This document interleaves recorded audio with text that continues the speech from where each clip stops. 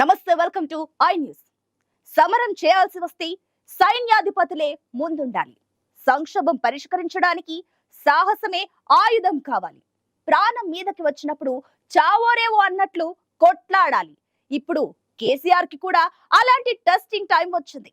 Routine కు భిన్నంగా ఆలోచించాల్సిన అవసరం వచ్చింది. తానే రంగంలోకి దిగి పోరాడాల్సిన అనివార్యత ఏర్పడింది. ఎన్టీఆర్ ను దించి తాను ముఖ్యమంత్రి అయినప్పుడు పార్టీని కాపాడుకోవడానికి నాడు చంద్రబాబు చేసింది సాహసమే. అలాంటి తెగింపుని ఇప్పుడు కేసీఆర్ నుంచి బీఆర్ఎస్ నాయకులు కోరుకుంటున్నారు.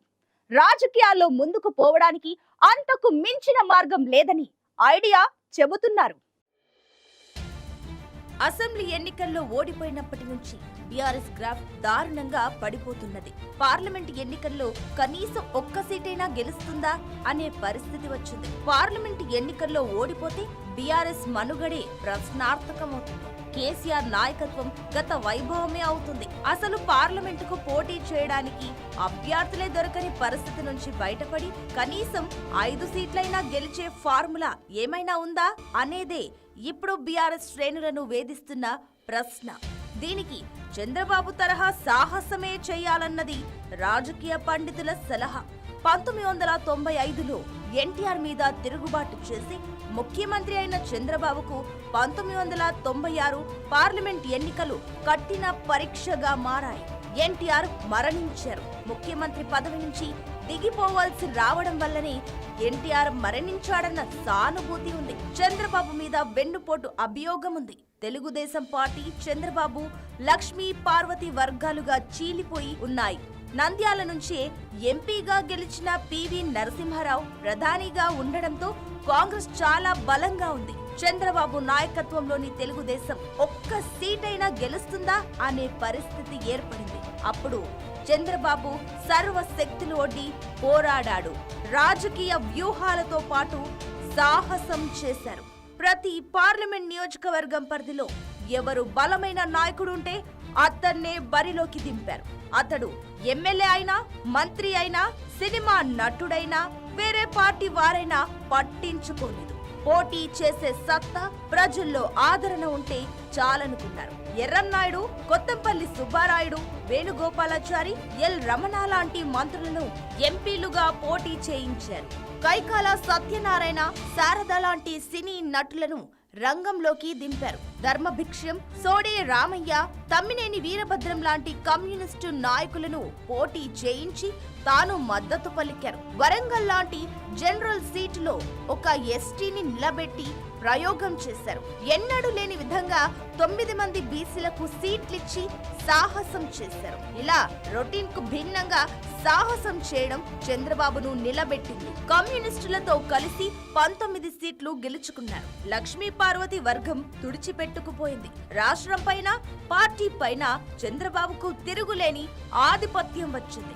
ఇప్పుడు కేసీఆర్ కూడా చంద్రబాబు తరహా సాహసమే చేయాలంటున్నారు. రిస్క్ తనతో, తన కుటుంబం సభ్యులతోనే స్టార్ట్ కావాలంటున్నారు. గెలుస్తామని ధీమా ఉన్నప్పుడు పోటీ చేసి, పరిస్థితి బాగా లేనప్పుడు పోటీకి దూరంగా ఉండడం నాయకుల లక్షణం కాదని చెబుతున్నారు. తెలంగాణ ఉద్యమాన్ని నిలబెట్టడానికి కేసీఆర్ కరీంనగర్ నే వేదికగా చేసుకున్నారు. అక్కడి నుంచి గెలిచిన తర్వాతే తెలంగాణ ఉద్యమం కీలక మలుపు తీసుకుంది. ఇప్పుడు కూడా కేసీఆర్ మళ్లీ కరీంనగర్ ఎంపీగా పోటీ చేసి కేడర్లో జోష్ నింపాలని కేడర్ ఐడియా ఇస్తోంది. కేసీఆర్ పోటీలో ఉంటే ఆ కథే వేరుగా ఉంటుందనేది బీఆర్ఎస్ కార్యకర్తల నమ్మకం. ప్రతిపక్ష నాయకుడిగా ఇప్పుడు ఎలాగోనూ అసెంబ్లీకి పోవడం లేదు. దానికన్నా ఎంపీగా గెలిచి పార్లమెంటుకు పోవచ్చు. ఇక్కడ పార్టీని బతికించవచ్చని సలహా ఇస్తున్నారు. ఇక మిగతా నియోజకవర్గాలలో కూడా ముఖ్యమైన నాయకులను బరిలోకి దించితే తప్పక ఫలితం ఉంటుందంటున్నారు. మెదక్ నుంచి హరీష్ రావును పోటీ చేస్తే సునాయాసంగా గెలుస్తాడంటున్నారు. మల్కజ్గిరి నుంచి కేటీఆర్ పోటీకి దిగితే లెక్కలు మారిపోతాయని కేడర్ నమ్ముతున్నారు. ఆయా జిల్లాలో తిరుగులేని నేతలుగా ఉన్న మాజీ మంత్రులు ప్రస్తుతం ఎమ్మెల్యేలుగా గెలిచారు. 10 ఏళ్లు బీఆర్ఎస్ ప్రభుత్వంలో మంత్రిగా ఉండి జిల్లా అంతా చక్రం తిప్పిన వారు ఇప్పుడు ఎంపీలుగా పోటీ చేస్తే తప్పక లాభం ఉంటుందని అభిప్రాయాలున్నాయి. వారంతా ఆర్థికంగా కూడా బలంగా ఉండడం కలిసి వచ్చే అంశంగా చెబుతున్నారు. ఎలాగో ఎమ్మెల్యేలుగా ఉన్నారు కాబట్టి కొత్తగా నష్టపోయేది కూడా ఏమీ లేదు. కనీసం తమ సొంత నియోజకవర్గాల్లో అయినా ఎక్కువ ఓట్లు వస్తాయి. సికింద్రాబాద్ లో తలసాని శ్రీనివాస్ యాదవ్, వరంగల్లో కడియం శ్రీహరి, నల్గొండలో జగదీష్ రెడ్డి, నిజామాబాద్ లో వేముల ప్రశాంత్ రెడ్డి, జహీరాబాద్ లో పోచారం శ్రీనివాస్ రెడ్డి, భువనగిరిలో పల్ల రాజేశ్వర్ రెడ్డి, చేవెళ్లలో సబితా ఇంద్రారెడ్డిలను పోటీలో పెడితే తప్పక పార్టీకి లాభం జరుగుతుందన్న వాదనలు ఉన్నాయి. మహబూబ్ నగర్ లో బీజేపీ, కాంగ్రెస్ పార్టీల నుంచి రెడ్డి అభ్యర్థులే బరిలో ఉంటారు కాబట్టి అక్కడి నుంచి బీసీ అభ్యర్థిగా మాజీ మంత్రి శ్రీనివాస్ గౌడ్ ను ప్రయోగించవచ్చు. ఖమ్మం పార్లమెంట్ పరిధిలో ఎస్సీ, ఎస్టీ ఓట్లు ఎక్కువ. కాస్త డిఫరెంట్ గా ఆలోచించి అక్కడి నుంచి ఎస్సీ, ఎస్టీలలో ఒకరిని పోటీలో పెట్టవచ్చు. ఎస్సీలు ఎక్కువగా ఉన్న నాగర్ కర్నూలు నుంచి ప్రవీణ్ కుమార్ ను బరిలో పెట్టి మద్దతు ఇచ్చినట్లే పెద్దపల్లి లాంటి మరికొన్ని చోట్ల కూడా తటస్థ అభ్యర్థులను నిలబెట్టి ఫలితం రాబట్టవచ్చు. ఎస్టీలు ఎక్కువగా ఉన్న నల్గొండలో అదే వర్గానికి టికెట్ ఇచ్చి ప్రయోగం చేయవచ్చు. ఇలాంటి సాహసం చేస్తే తప్పక ఫలితం ఉంటుందని కార్యకర్తలు అంటున్నారు.